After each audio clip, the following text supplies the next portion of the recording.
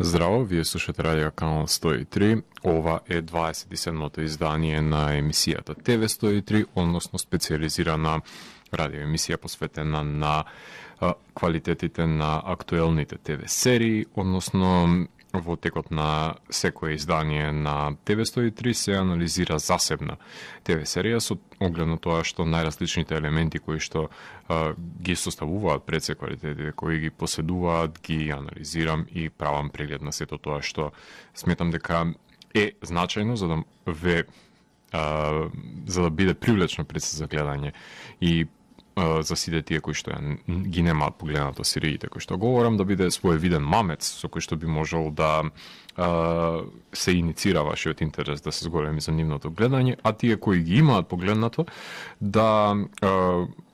се воспостави некаков си своевиден диалог со моите впечатоци кои што ги имам разоснова на тоа вие што сте погледнале. Денес ќе ви говорам за ТВ серија која што представува еден социјален експеримент кој не се одвива според планираното од страна на неговата раководителка, која ќе обсервира девојки на пуст остров со надеж дека ќе склопи научна теза која ќе го поддржи низиното гледиште дека жените, доколку би имале моќ да носат одлуки за доброто на општеството, би биле склони да воспостават меѓусебна соработка, наместо да подлегнат на извршување на насилство едни против други, како што тоа стана практика во патриархалното модерно општество.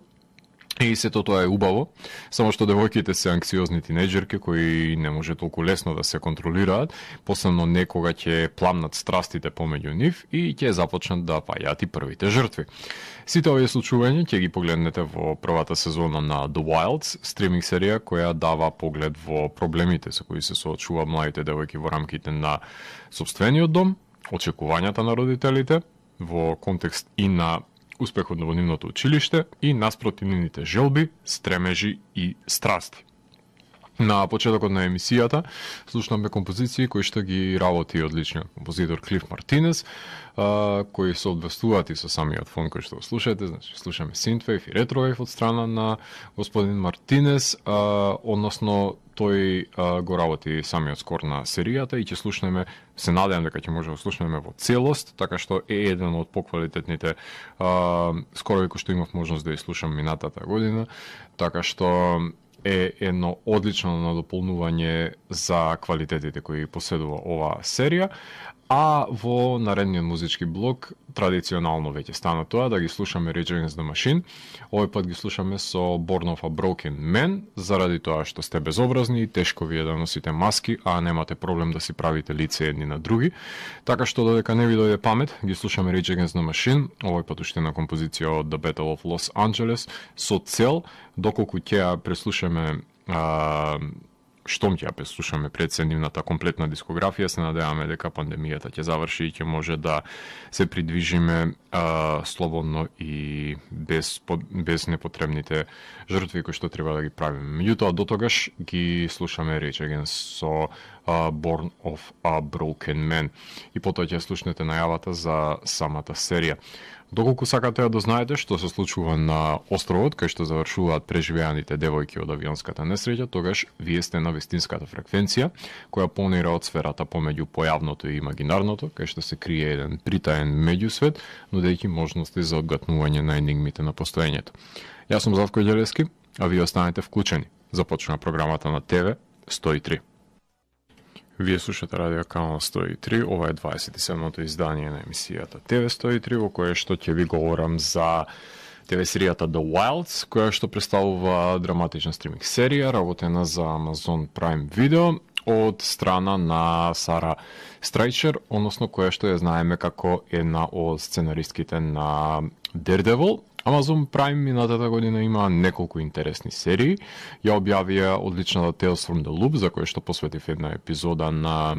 ТВ 103, меѓутоа тие ги исто така ги објавија и Hunters, Alex Rider, Utopia, Upload, Truth Seekers, нивна е документаристичката Ted Bundy Falling for a Killer и соработуваат со BBC за прикажување на одличната ТВ серија Small X, како и на 000, која што е соработка помеѓу Sky Italia и Canal Plus. Премиерата на The Wilds се случи на 11 декември минатата година. Содржаше 10 епизоди со време траење од 50 на минути до 1 сат, што па значи дека ќе ви бидат потребни околу 9 часа за нејзино гледање. Секако дека за пофалба е методот за објавување на севкупната сезона во еден наврат, што стриминг сервисите го практикуваат, затоа што на гледачот му остава простори и време да одреди кога, колку ќе изгледа од серијата, а во мојот случај јас ја поделив и ја гледав 2 денови, не затоа што не беше интересна, напротив, инстантно го привлече моето внимание. Ја подвоив за да можам да уживам подолго искрено. А на 19 декември минатата година беше објавено дека е одобрено продолжението на оваа серија од страна на Амазон, што сметам и дека е заслужено. Најверојатно и бројките кои што ги имаат и никогаш нема да ги споделат за незината гледаност биле мотиватор плюс за продолжување на оваа серија. Снимањето започна на брегот на плажите на Нов Зеланд во октомври 2019 година и траело неколку месеци. Во серијата има 8 девојки со различно потекло и животно искуство кои што се наоѓаат во авион на пат за Хаваи да учествуваат во проектот кој што именуван како Dawn of Eve, што па представува свој виден семинар за стекнување на превласт врз сопствениот живот, преземање на кормилото ако повеќе сакате. Авионот паѓа во океанот и тие завршуваат на брег на напуштен остров. Тие се преживувачки кои што подобро се спознаваат и себе си и другите на самиот остров, се разбира, се образуваат пријателства, меѓутоа постоечки е и анимозитет помеѓу нив, но и соработка, за во обид да преживеат. Дознаваме дека тие всушност без нивно знаење стануваат составен дел од еден социјален експеримент именуван гинокопија, со кој раководи одговорната на програмата Dawn of Eve, односно Гречен Клайн, глумена од одличната Рейчел Грифитс, која што е водена од потребата да создаде нов поредок на жени, кои подобро би ги решиле проблемите во светот за разлика од мажите, затоа што мажите секогаш би ги решавале со насилство, тие методи наводно не би ги примениле жените, туку би соработувале, односно помеѓу себе и би се сослушувале повеќе, барем така делува на хартија, а раководната со проектот Dawn of Eve се обидува научно да докаже дека жените се подобри лидери од мажите, затоа што би се стремеле со дипломатско решавање на настанатите проблеми, водени пред се од соработка, наместо меѓусебни пресметки. Меѓутоа нема да се одвива експериментот со девојките според планираното, затоа што кога се луѓе во прашање, тие умеат да бидат непредвидливи и неконтролливи. Таа го наблюдува действието на островот со помош на тактички скриените и поставени камери и интервенира кога смета дека треба. Меѓутоа нема да може да ги манипулира интеракциите на девојките како што таа сака пред се. Таа има дури и нејзини шпиони помеѓу девојките кои што помагаат да се делува во самиот експеримент без да знаат другите девојки, што искрено тука се наметнува најпрвин неетичкото прашање на изведување на експеримент со луѓе, кој што е пред се воден од Гречен, која што има научен бајас, која е мотивирана со незиниот фанатизам да ги добие саканите резултати, што е нормално недозволиво во еден непристрасен објективен експеримент, наместо да дозволи резултатите да не бидат водени од незините желби за саканиот исход,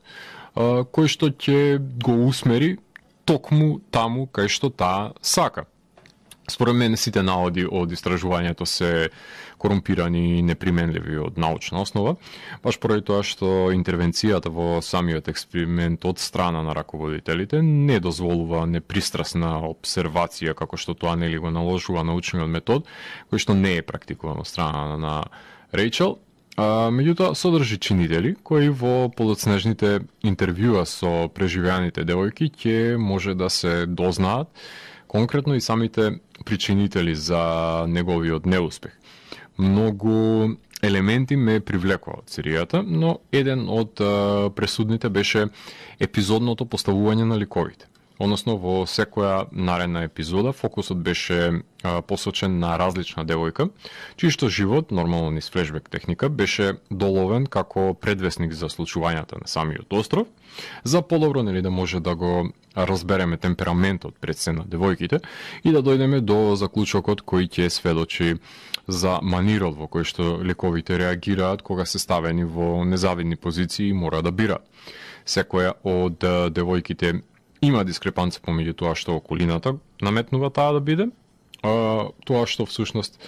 е и тоа што сака да биде. Значи, заглавени се девојките во незадоволство од таа позиција која што се наоѓа во собственото тело и на некој од нив островот им е своевидна одскочна даска за оформување на нов идентитет, едноставно нов почеток, каде што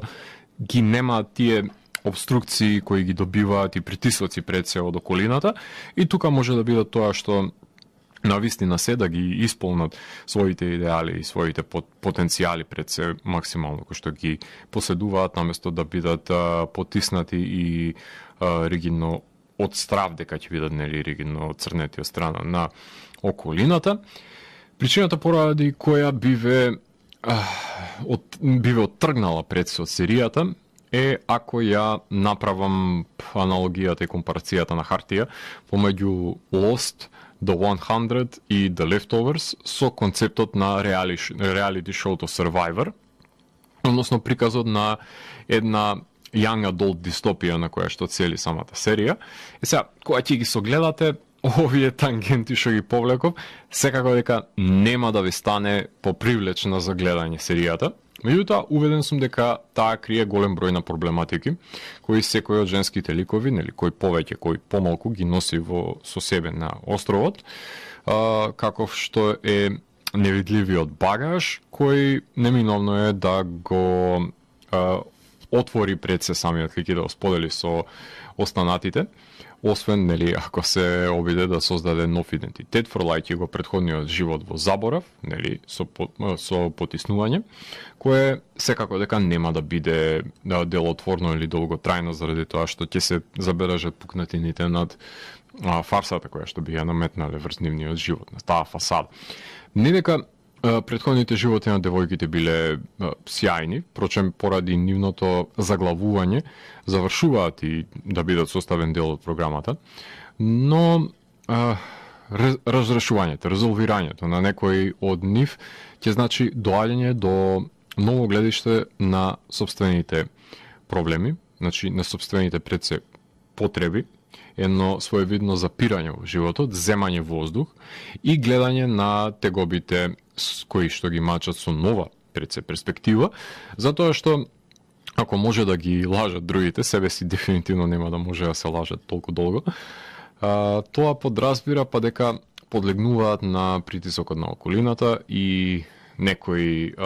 предраматизираат, некои имаат daddy issues, како и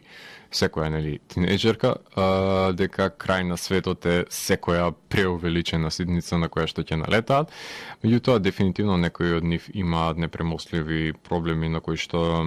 островот е своевиден почеток и согледување на себе си како тоа што се, а не како тоа што другите сакаат да ги видат во тоа светло. Насловите на епизодите се евидентни на своевиден видео дневник, односно ги доловуваат случувањата на деновите, со тоа што има скок помеѓу нив. Така што напоменати се првиот, вториот, третиот, шестиот, седмиот, 12-тиот, 15-тиот, 16-тиот, 22-тиот и 23-тиот ден. Со тоа што има три временски инстанци кои што се продрени во дидασκалиите, односно настаните кои што се предвесниците, настаните кои што се случуваат пред девојките, односно да дојдат на самиот остров, доаѓањето на самиот остров по настанувањето на авионската несреќа и секако излегувањето од самиот остров, односно тие информативни разговори, односно интервјуата кои што ги прават агентите или воопшто членовите кои што се составен дел од организацијата која ги пратила на самиот остров, за да ги добијат нивните впечатоци од случувањата. Меѓутоа има неколку јазови помеѓу овие три временски инстанци за кои што ќе ви говорам во текот на емисијата, кои не се пополнети од првата сезона, мистерии кои што не доаѓаме до нив, меѓутоа се надеваме дека во наредните итерации на серијата ќе може да се осветлат и овие сегменти од функционирањето пред островот и на самиот остров, а и по него, со оглед на тоа што многу прашања остануваат неодговорени од првата сезона. Тука можеме да направиме на кратка музичка пауза. Во продолжение остануваме со композициите на Клиф Мартинес, односно човекот кој што стои зад овај одличен synthwave скор на ТВ серијата, и потоа ќе се вратам во етер да ви говорам за ликовите, односно за улогите кои што ги имаат актерите и актерките во оваа серија. Така што уживајте со композициите на Клиф Мартинес. Вие слушате Радио Канал 103, ова е 27-то издание на емисијата ТВ 103, посветено на ТВ серијата The Wilds, а во овој сегмент сакам да ви говорам за ликовите, односно актерите и актерките кои што ги глумат. Серијата ја предводи Рейчел Грифитс, која што ја знаеме од одличната ТВ серија Six Feet Under. Таа исто така глуми и во филмот Hacksaw Ridge. Таа ја глуми Гречен Клайн, раководителката на програмата Dawn of Eve, која оркестрира и надгледува социјален експеримент со кој сака да зададе удар врз патриархијата. Во последната епизода ги дознаваме незините мотиви пред се за иницирање на проектот, но под незината челична површност гледаме и доста пукнатини, затоа што се наоѓа под голем стрес и притисок и буквално животот на девојките се наоѓа во незините раце. Една погрешна одлука може да ги чини. Таа се соочува со последиците на манипулирањето со експериментот по цена на туѓите животи. Нема да може да компензира на овој начин со загубата која ја има претрпено, но не го гледа коренот на проблемот кој сака пред се да го реши, туку по стапките на Джиксо од Пила си зема, си избира девојки и ги спротиставува една со друга. Несомнено дека е мотивиран лик за да смогне сили за реализирање на овај елаборативен план на условно кажано киднапирање и обсервирање на девојките, затоа што незиниот син нели подлегнува на токсичната мажественост на околината за која што сме сведоци изминатите денови, конкретно за негативните последици на овој феномен, дури и кај нас, без разлика на тоа што нели таа го подчувала на убавината на светот, му потенцирала дека екзистира уметност, дека има поезија, дека има ликовна уметност, дека е обкружен со убавина, меѓутоа сепак тој подлегнал нели на влијанието на околината од неговите колеги и пријатели од друштвото на факултет кои што направиле немили чинови во контекст на нивните колешки, односно инкорпорирале сексуална злоупотреба во однос на нив, и тука настанува проблематиката со која што се соочува оваа серија и која ја иницира од страна на самата Рейчел да има побуда за оформување на овој експеримент, кој што треба да демонстрира нели дека кога девојки се ставени во ситуација да ги носат последните зборови и одлуки пред се, тие ќе се потпрат на соработка наместо на овие насилни чинови кои што незиниот син без разлика на незините влијанија потпаднал на нив и се има поистоветено со самиот чин со кој што нели казната го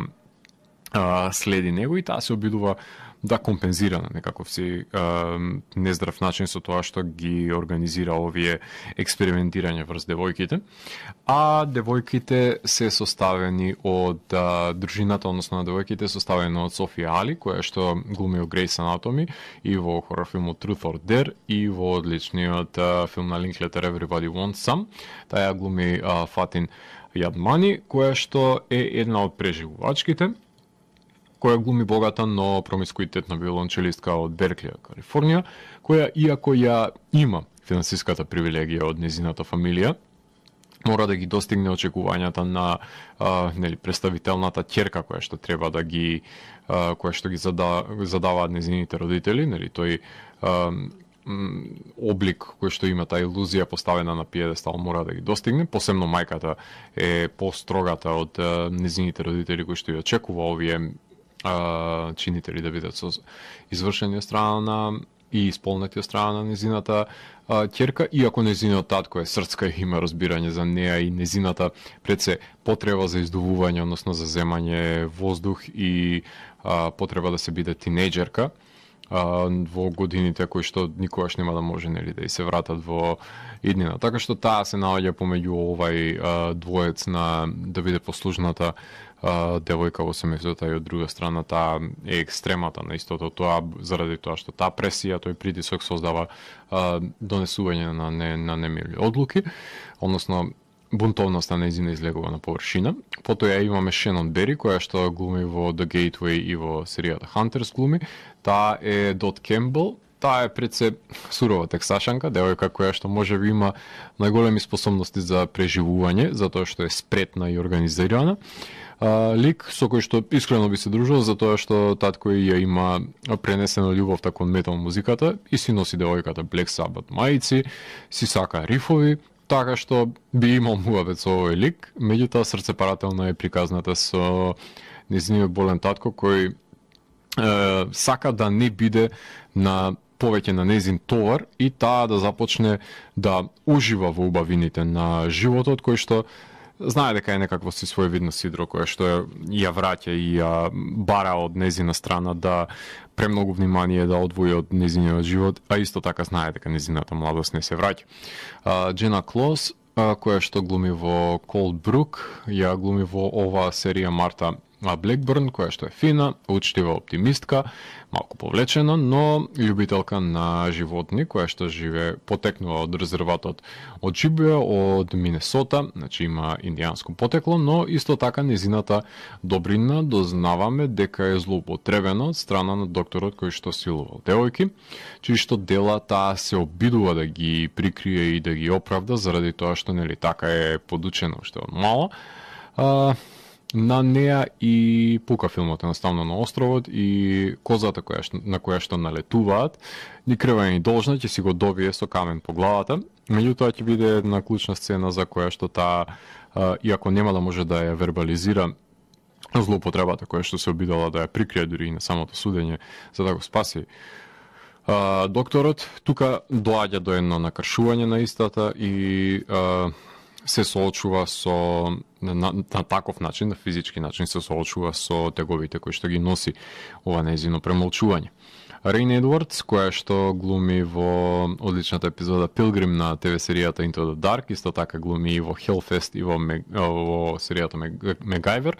ја глуми Рейчел Рид, компетитивна пливачка од Њујорк. Таа е една од двете спортистки која се наоѓа во незавидна позиција на самиот остров, затоа што цел нејзин живот, например, тренирала за да скока од рампата, да прави скок во воздух. Веќе има создадено една својствена персона како атлета, која што е советувана од страна на нејзиниот тренер дека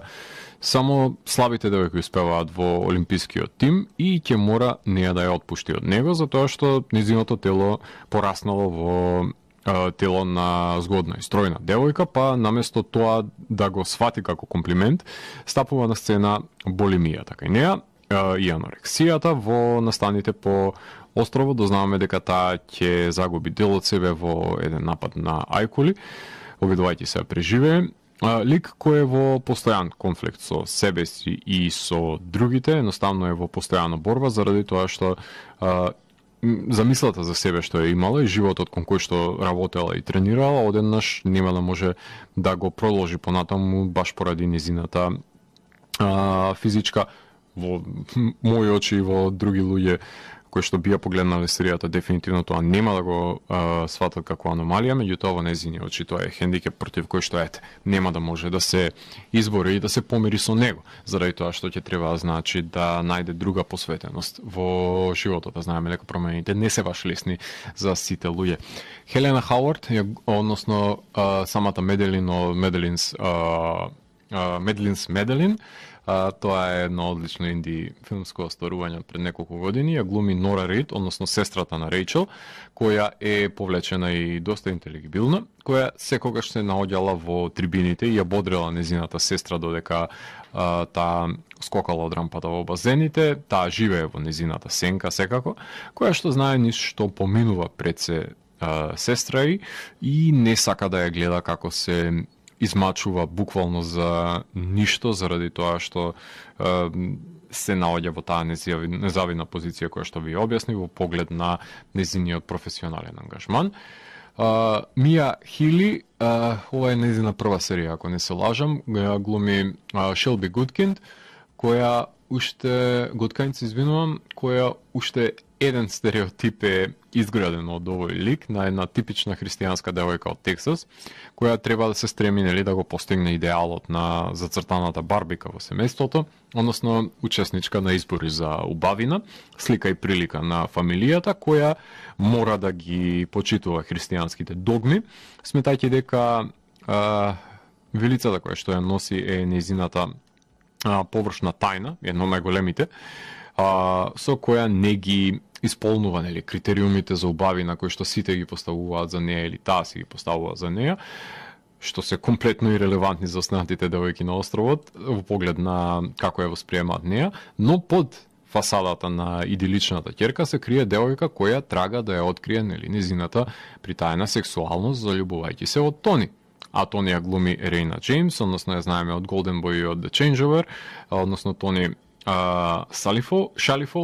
која е пријателка на Марта, уште една атлетичарка која е составен дел од кошаркарска екипа, но таа секогаш има проблем со незината агресивност, не може да се контролира и е доста нападна во поглед на останатите девојки, лесно избувлива, но отворена е за незините лесбиски нарави, што па станува квалитет кој ќе сака да го присвои Шелби, за да се сака повеќе себе си во своето тело. И уште да не ја заборавиме Сара Пиджон, која што глуми во $1 и во ТВ серијата Готам, таа ја глуми Леа Рилке. Мислам дека преку неја нурнуваме во интимата на ликовите, односно таа е првиот лик кој што запознаваме во флешбек секвенциите, односно таа е романтична и обсесивна пред се самотничка од Беркли, која се заљубува во 30 годишен автор на книга, додека таа е малолетна. Покрај девојките во серијата глумат и Дейвид Саливан, кој што го знаеме од Арго, од SF филмот Праймер и од ТВ серијата Sharp Objects, тој ја глуми Даниел Фейвер, психолог кој врши интервјуа на преживеаните девојки кои ќе бидат повлечени од самиот остров, и се појавува серијата и Трој Уинбуш, кој што глуми во The Goldbergs, во Hair и е детектив во голем број на други серии. Тој глуми Дин Јанг, наводно FBI агент, кој исто така прави интервјуа со преживеаните, но почнува да се јавува сомнеш во исправноста на овој експеримент, со оглед на тоа што и тој има ќерка и не би сакал да се најде во ситуација во која што се наоѓаат девојките кои што ги интервјуира. Ова е поделбата во контекст на самите ликови и тежиштето се разбира дека е ставено врз женските ликови кои што се двигатели на оваа серија, како што треба, со оглед на тоа што станува збор сепак за проблематики кои што допираат повеќе до нивните претходни животи и начинот со кој што се справуваат со овие незавидни ситуации во кои што се впрегнати. Тука можеме да правиме кратка музичка пауза, продолжуваме со композициите на Клиф Мартинес, кој што ги работи за самиот скор на оваа серија, пред да се вклучам последниот говорен сегмент во емисијата, во која што ќе ви говорам за одредени спецификации кои што и поседува ТВ серијата The Wilds. Уживајте. Вие слушате Радио Канал 103, ова е 27-то издание на емисијата ТВ 103, во која што ви говорам за ТВ серијата The Wilds, односно во последниот сегмент на емисијата сакам да ви напоменам за одредени спецификации кои што и поседува пред се The Wilds. Имено, колку што јас добро се сеќавам, серијата нема најава, дали е неопходна не, дали е добре дојде на би била, може да има и само титул карта, не мора да има монтажна секвенца, не е во прашање новелвог движење, едноставно може нешто да се анимира со самиот остров, не мора нели да се употребат сцени од действието, сепак секој со својот пристап, така што одлучено е да нема најава. Во поглед на режисерите, Сузана Фогел го режира пилотот, таа е сценаристката на одличниот Booksmart и режисерка на Утопија и актуелната Flight Attendant ТВ серија. Меѓутоа, кормилото го презема потоа Џон Полсон, кој што режира 3 епизоди. Негов е Hide and Seek и Swim Fan, како и епизоди од Flash Forward ТВ серијата. За по една епизода исто така да снимаат и Хаифал Монсур, Сидни Фриланд, Алисон Меклин, Чери Нюлан, Тара Никол Веер и Ед Вайлд. Нема потреба од наметнување на единечна визија во контекст на оваа серија, затоа што секоја епизода е за различен лик. И јас лично би преферирал да има обид кој што ќе биде различен режисер или режисерка да ги разработи през флешбек секвенциите на друг лик, така што тука го фаворизирам овој метод на работа, меѓутоа не би го пременил нели на некоја серија која што бара конзистентност на една визија од почеток до крај за да биде кохезивна. Тука и тоа како сметам дека има простор за отскокнување со оглед на тоа што секоја девојка има различен темперамент и различни афинитети и кои што треба да се одвестуваат пред се со маниризмот кој што го практикуваат режисерите и затоа мислам дека тука дивергентниот однос и тоа како е пофункционален во поглед на музиката, како што може да слушнете, одличниот Клиф Мартинес е композиторот на серијата. Тој е честиот соработник на Николас Виндик Рефн, така што во минатата година соработува на Too Old to Die Young и претходно работеа на Neon Demon, а меѓутоа исто така има работено и на музиката на Spring Breakers, Drive, Contagion, First Snow, Solaris, верзијата на кај што е Джордж Клуни, Traffic, Kafka, Sex Lies and Videotapes. Значи, препознати по неговиот synthwave сензибилитет, кој одлично се лепи не само на неонските филмови, туку влече доволно носталгични нишки од 80-тите, но и делува урбано и модерно кога ќе се постави врз футуристички сетинг. Сега, во овој скор ја подгрева мистеријата на островот и го надополнува женското незадоволство, односно премолченото му дава на тежина, така што кога ќе го најмуваат, Мартинес најчесто знаат што ќе добијат од него соработниците, а во овој скор има и женски гласови кои ја надополнуваат нели таа загадочна атмосферичност на самиот остров. Во недиегетската музика имаше една одлична секвенца во која што се најде и композиција на Нирвана, односно се разбира најубавата музика, несомнено дека има во епизодата на рокерката. Во поглед на сценографијата, дидаскалиите се поставени како што веќе знаете на самиот остров, така што круцијално е снимањето на преживувачките на плажа и во околната шума, а во флешбек секвенците ги гледаме во нивните домови и во училиштата. Поглед на фотографијата, Ед Вайлд, Роб Марш и Петер Филд ја работат конкретно фотографијата и кадрирањето, вадејќи впечатливи сцени на дневно светло на плажата, но и клаустрофобичен сетинг во просториите за испрашување, нели кај што се доловува самотијата на ликовите и безпомошноста, како што тоа се прави нели и во кадрите во кои девојките имаат вперен поглед кон видикот на самиот остров. Има игра и со фокус во диалошките сцени, кои што се решени со план-контраплан, има и снимање на рака, има подводни сцени, двоплан и троплан, со оглед на тоа што има повеќе девојки во ист кадар, но мал е бројот и на ноќните снимања.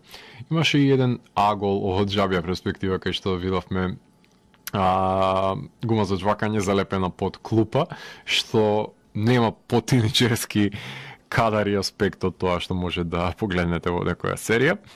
Во поглед на монтажата, Софи Кора, Стив Едвардс, Бред Кац, Сузан Джей Винчи се монтажерите на оваа серија. Факт е дека материјалот е преобемен за една денешна серија, но оправдувањето е дека има 8 ликови, чии што животи мора да се обработат засебно, за да се оправда пред се нивното место во групацијата. сметав дека не беа залудни флешбеците, затоа што беа од помош подобро да се запознаеме со темпераментите на ликовите, кои да беа во помал број, се разбира дека имаше помал број на епизоди. Има монтажни секвенции во минатот и транзиции помеѓу настаните на островот, испрашувањето по и претходниот живот, така што постојано е шетањето низ времето и просторот, но никогаш не го губиме чекорот како гледачи, затоа што секогаш знаеме за кој хроното пред се станува збор без визуелно истакнување со одредена формулација. Во поглед на костимографијата и шминката, екипата на шминкери се потрудиле преживувачките да изгледаат валкано, талаво, со тек на деновите како престојуваат на островот, наспроти нивниот приказ од претходниот живот, кај што воделе сосема нормални животи, затоа и шминката и костумите, односно облеката која им се наоѓа во куферите е одраст пред се на условите во кои што тие и се наоѓаат. Погледно на природното го нема, односно не гледам потреба и зашто би го имало на овој остров, освен ако не се појави некое неочекувано битие и представление од другата страна на постојањето, меѓутоа сепак нема такви индикации. Во поглед на хуморот и еротиката има шеги кои што паѓаат во и вон островот, но тие не се во доминантен некаков си агент, а што се однесува до еротските сцени, ги има во многу мал број, неколку во флешбеците, исто така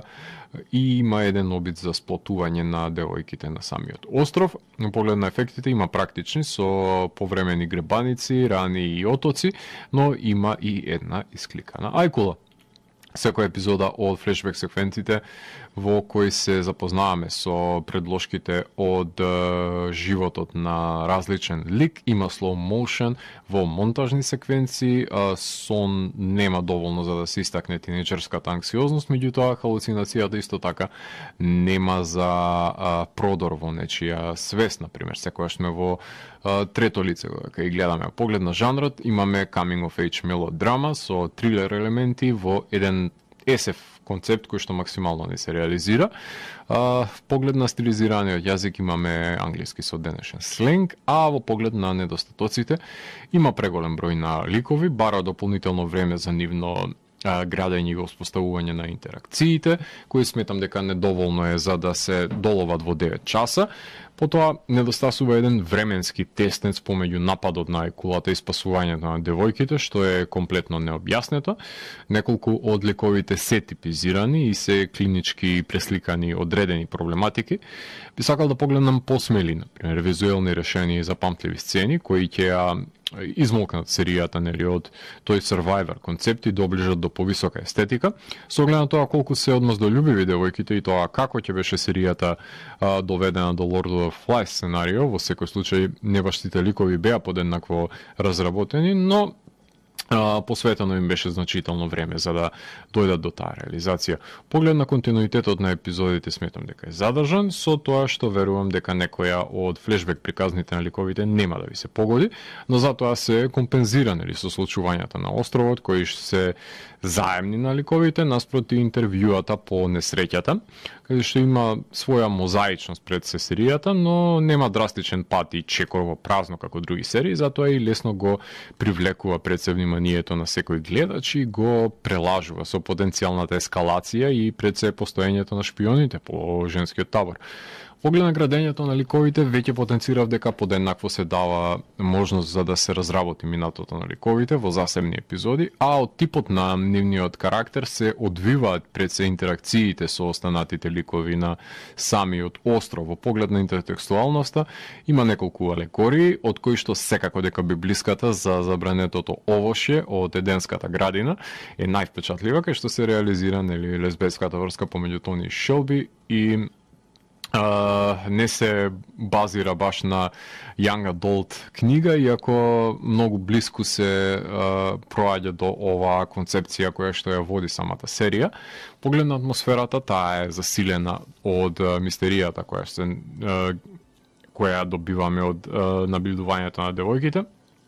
кои не се запознаени точно со нивното обкружување, гледливоста е загарантирана, а убедителноста се разбира дека ја има во контекст на самиот кастинг на младите актери кои добро си ги познаваат ликовите и нивните слаби и силни страни. Поглед на епилогот тој е отворен, со оглед на тоа што има девојки кои ќе се обидат да избегаат од собата за испрашување, на кои кажано им е дека се наоѓаат на брегот на Перу, наводно. Има многу неодговорени прашања во обликот на спасувањето и дали овие настани предходат или следуваат на машкиот експеримент. Во поглед на еволуцијата, според мене ова серија заслужува 8 од 10 за тоа што има солидно изградени млади женски ликови со кои се воспоставува меѓусебната корелација, дозирана е мистеријата, но и истурена во последните 2 епизоди. Би била подобрена со посмели визуелни решенија и порадикални пресврти, но сепак е прилично квалитетно реализирана. Поглед на продолжението. Twilight of Adam гласи машкиот експеримент кој забележуваме дека се емитува на екраните во просториите за испрашување, со кој Гречен нели сака да докаже дека ќе се преслика Lord of the Flies концептот на меѓусебно ликвидирање помеѓу машките. Но може и овој експеримент да биде пропаднат за неа, исто како и женскиот. Интригантно е да се дознае каде ќе продолжат со животите девојките, кои едно за секојаш ќе ги промени ова трансформативно и животно искуство, кои можеби повеќе ќе се сакаат себе си во своето тело и нема да подлегнат на притисоците на општествените норми и очекувања кои што ги имаат за нив, па можеби експериментот на еден извитоперен начин им помогнал да стапат во поблизок човечки контакт, кој кои немаат, например, во апатичниот свет на отоѓување зад мобилните телефони и некој од ликовите може би глуми дека има алергија за да се приграбе до слобода. Не знаеме тоа, но дефинитивно не се доискажани случувањата кои што се одвиваат по излегувањето од островот и конкретно што се случува со Twilight of Adam концептот и кога точно тој се одвива и дали воопшто ќе се продолжи приказната со девојките или ќе се прошири во контексти на паралелизирањето со случувањето на Twilight of Adam, машкиот експеримент. Тоа ќе оставиме за да дознаеме во наредната сезона, која што е одобрена за The Wilds. На крајот на емисијата ќе слушнеме уште неколку композиции, со кои што комплетно ќе го преслушаме самиот скор на Клиф Мартинес за оваа одлична серија, со тоа што вие го слушавте 27-то издание на емисијата TV103 со Златко Ѓелевски, кај што детално ги анализиравме погодностите и недостатоците на првата сезона на The Wilds. TV103 е уникатен сигнал кој се појавува секој четврток на оваа фреквенција и во рок од 2 часа ви нуди длабенски поглед во значењето на актуелните ТВ серии. До наредното издание, гледајте ТВ серии и останете вклучени. Чао, чао.